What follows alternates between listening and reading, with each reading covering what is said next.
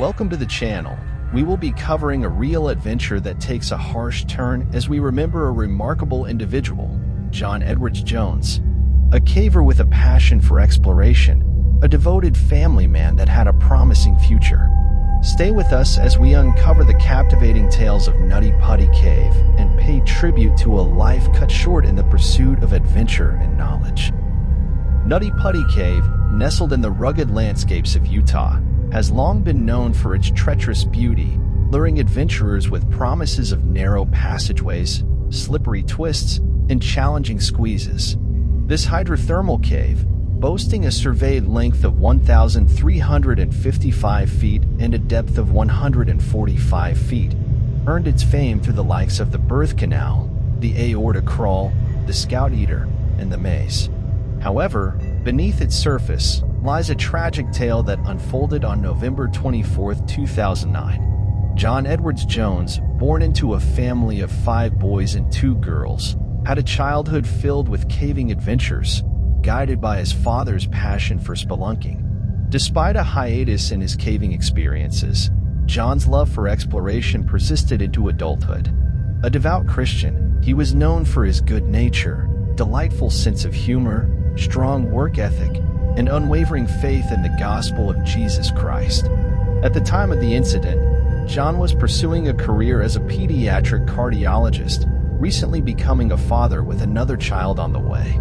On that fateful day, John and his younger brother, Josh, decided to rekindle their childhood love for caving and chose Nutty Putty Cave for their adventure. The group, consisting of John, Josh, and 9 friends, entered the cave around 8 p.m. Group entered the cave, blissfully unaware of the tragedy that would soon unfold. The expedition started smoothly as they explored the expansive big slide room. However, as the group split, John, Josh, and 2 friends faced the challenge of the Birth Canal, a narrow passageway leading to a larger room. It was in this claustrophobic space that John's journey took a catastrophic turn. 50 feet into the Birth Canal, conflicting reports suggest that John either accidentally turned into the Scout Eater or veered into Ed's Push, an adjacent passageway. John, leading the way, wriggled forward, expecting to emerge into a more spacious area. However, the passageway did not yield as anticipated. Instead, it took an unexpected sharp downward turn. Confidently, John pressed forward, unaware of the impending danger. The precise sequence of events remains a subject of conflicting accounts. Some sources suggest that John inadvertently turned into the Scout Eater, a small passageway with no apparent exit. Others propose that he might have missed the Birth Canal entirely, entering an adjacent passageway called Ed's Push. This alternative route also proved to be a dead end, with 4 uncharted passageways at its end, all too small for a person of John's size to traverse. Regardless of the specific path taken, John found himself trapped in a fissure that descended nearly straight down, rendering him unable to backtrack. The dimensions of the narrow crevice, measuring 10 by 18 inches, mirrored the opening of a front-loading washing machine, albeit with a shape that proved even more constricting. Over 100 feet below the ground and deep within the cave, John's predicament became a test of endurance and survival. The latter led nowhere significant, creating a dire situation for John. Josh, trailing his brother, discovered John's predicament. Attempting to free him, Josh managed to raise John slightly, but gravity soon reclaimed its hold.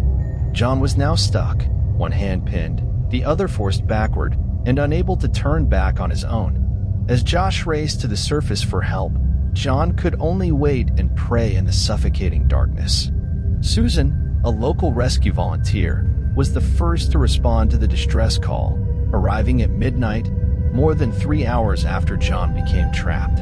Small and agile stature allowed her to navigate the cave's tight confines with relative ease. The clock was ticking, and with each passing moment, John's situation became more precarious. Susan's immediate priority was to establish communication with John and assess his condition. "Hi, John. My name is Susie. How's it going?" she called out in the darkness. "Hi, Susie. Thanks for coming," John responded. "But I really want to get out."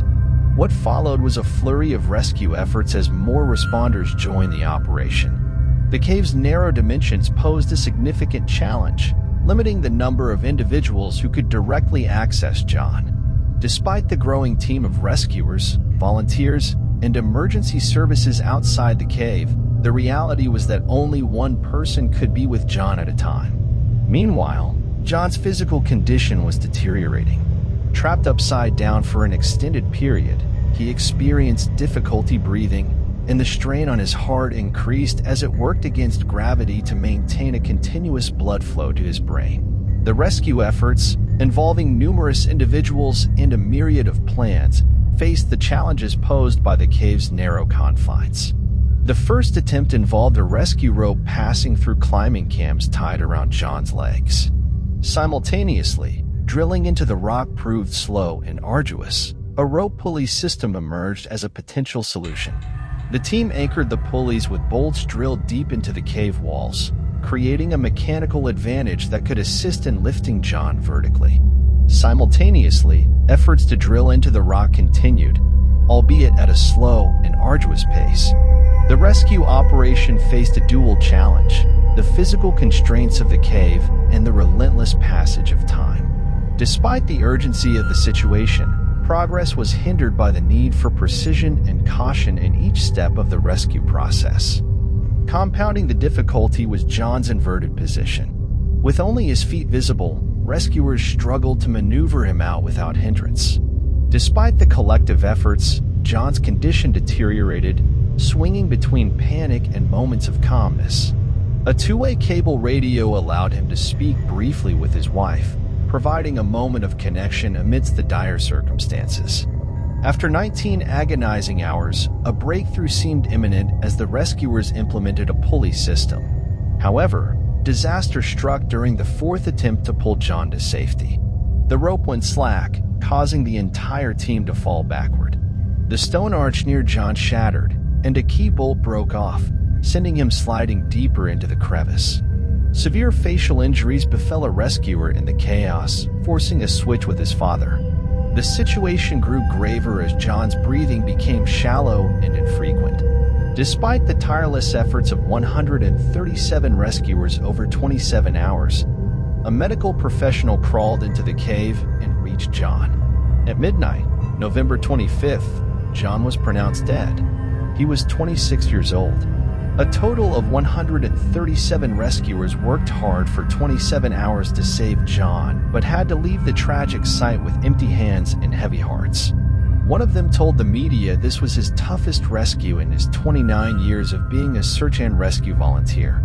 The next day, the authorities determined that it was too difficult and dangerous to get his body out of the cave, so Nutty Putty Cave will forever remain the final resting place for John Edwards Jones. A week after, public authorities decided to close Nutty Putty Cave to the public permanently. It has been sealed ever since. John's family had a plaque put on the entrance of the cave in his memory. John succumbed to the cave's unforgiving grasp. Authorities deemed the retrieval of his body too dangerous, leaving Nutty Putty Cave as John's final resting place. John Edwards Jones, a devoted explorer whose life ended tragically in the depths of Nutty Putty Cave. To truly understand the tragedy that unfolded within Nutty Putty Cave, one must delve into the geological and hydrothermal characteristics that define this captivating underground labyrinth. Nutty Putty Cave is a hydrothermal cave, a unique type formed by the circulation of hot water through the Earth's crust. This process creates intricate passages, chambers, and formations that beckon explorers and scientists alike. The cave's total surveyed length of 1,355 feet reveals a complex network of interconnected tunnels, each with its challenges and wonders. The birth canal, the aorta crawl, the scout eater, and the maze are not mere names but descriptors of the geological features that await those who venture into the depths of Nutty Putty Cave. Geological studies suggest that the cave's formation is closely tied to the surrounding rock formations, creating a delicate balance of stability and vulnerability. The composition of the rock, coupled with the effects of water erosion and mineral deposition, has sculpted Nutty Putty Cave into the mesmerizing underground landscape it is today. Beyond its geological significance, Nutty Putty Cave harbors mysteries that continue to captivate scientists and enthusiasts. Uncharted passageways, hidden chambers, and untouched formations await discovery, providing ample motivation for exploration. However, the cave's allure is not without its risks, as the tragic events of November 24, 2009, painfully illustrate. Thanks for joining us on this adventure. If you enjoyed the video, don't forget to give it a thumbs up, subscribe for more content, and hit the notification bell to stay updated. Feel free to share your thoughts in the comments below. Until next time, take care and stay curious.